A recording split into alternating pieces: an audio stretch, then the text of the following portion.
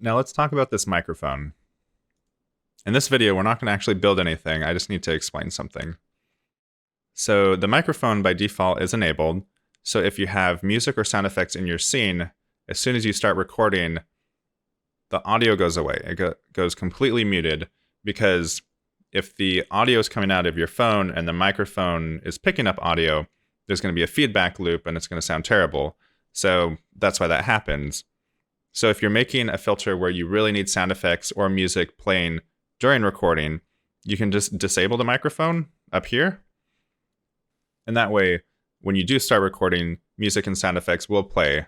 So if you're making a filter where someone needs to dance to a beat, or there's any sort of dance related, then you probably absolutely need to disable the mic. Otherwise, you just can't hear what's going on.